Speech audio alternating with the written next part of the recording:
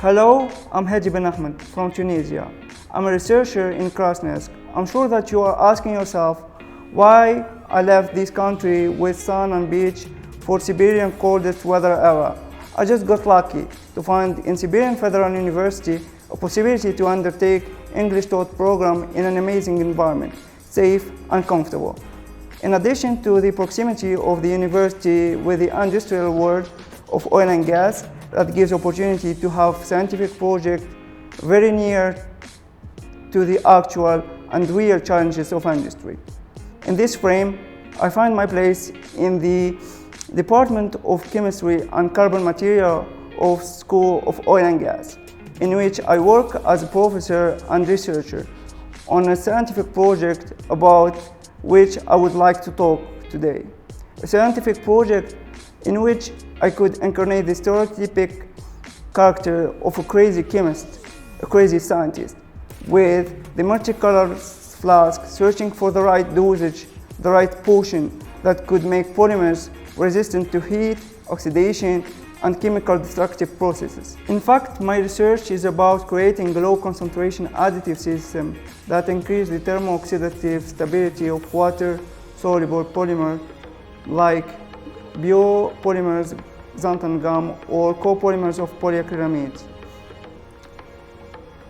Understanding that there is more than 30% of oil that we are unable to extract, I have got an idea, creation of new possibilities for the enhanced oil recovery process. This process is a technology that gives us the possibility of producing oil from old and deep crude oil wells, in which the natural pressure of the well is not sufficient to produce efficiently the crude oil. Scientists then begin to use pumps or injecting more and more efficient substances to help the oil to maintain a certain pressure in which the petroleum is more efficiently produced. Now the usage of water-soluble polymers is the best to increase the efficiency of oil production. However, its major problem is that the polymers that we use, like xanthan gum or copolymers of polyacrylamide, are very sensitive to heat, very sensitive to oxidation processes. This complicating factor of the conditions that all reservoirs have very harsh, very severe condition. The degradation of polymer is a chemical process that cuts the long chains of polymers into little fragments that result into the loss, a complete loss of physical and rheological properties of the polymer. To remedy this problem, we developed a system of stabilizers that inhibit the thermo-destructive processes. In searching of the most efficient additive system, we were obliged to mix different chemicals with different proportion and concentration, expecting a synergetic effect between the different stabilizers to maintain the main rheological property of polymer at optimal level for the polymer flooding process.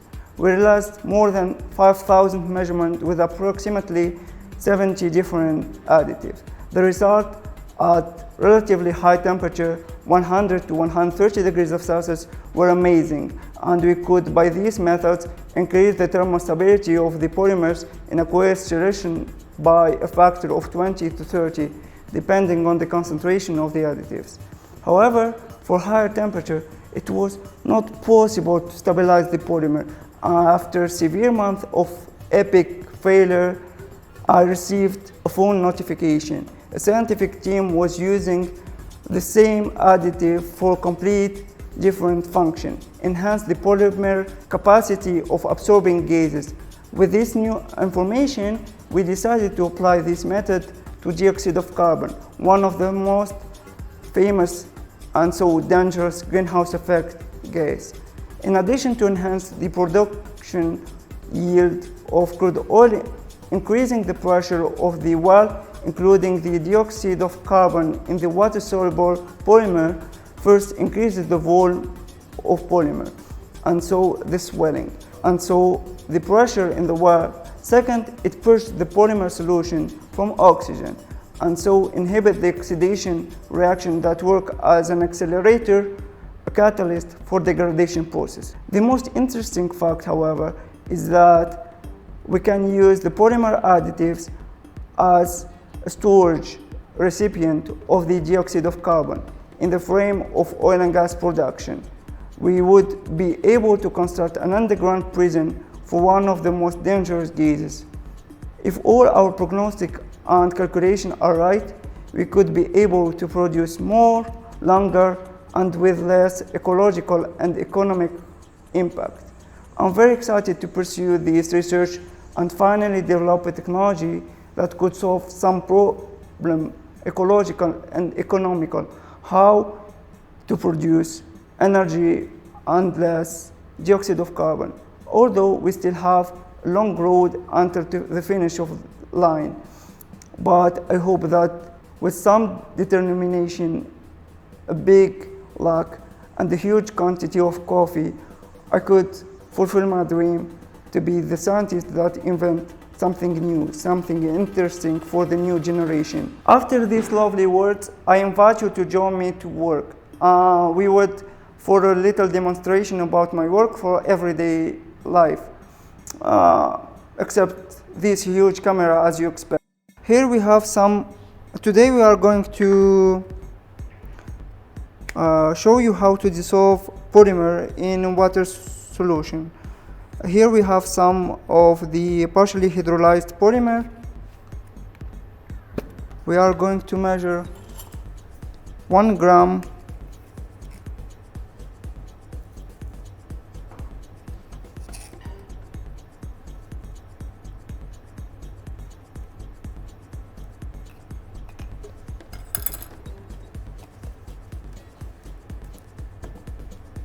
of polymer with that we are going to dissolve with 200 milliliter of water. We add the first 100 milliliter to the Erlenmeyer, and then simultaneously we are adding both the second part of the water and our polymer together simultaneously, that we have a very homogeneous solution.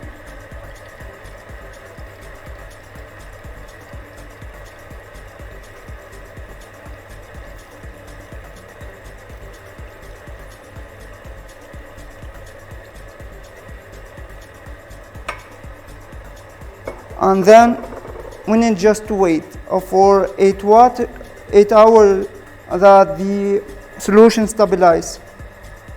Just we wait. The next step, actually, with the power of video montage, you will not wait. We have our stable solution, and now we are going to add this aminic stabilizer. We are going to add 5 milliliter of low concentrated stabilizer, and we are going to try to add it drop by drop, that our solution is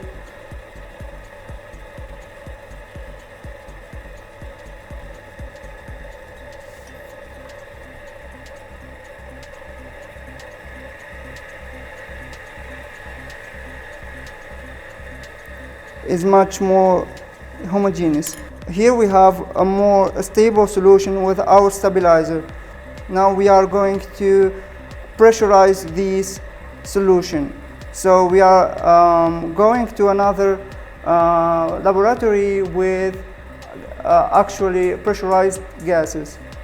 I'm inviting you to go with me so that we create our solution. Here we have different gases. As you see, pressurized container of gas like azote, air, and dioxide of carbon. and we are going to use azote today to pressurize this autoclave. Now we are in the nanotechnology laboratory to measure the viscosity and rheological parameter of our polymeric resistant and stabilized solution. We are going to use this Brookfield viscosimeter to measure our viscosity, dynamic viscosity at different temperature.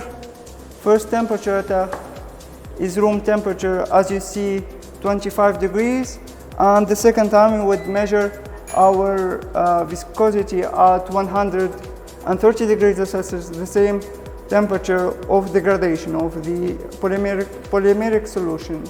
You finished your work today. We are going to put you for another 24 hours. We would measure tomorrow. That was all, folks. Thank you for watching this video. I hope that you enjoyed it, and I would like to invite you sincerely to enjoy our university. Thank you a lot again, and good night.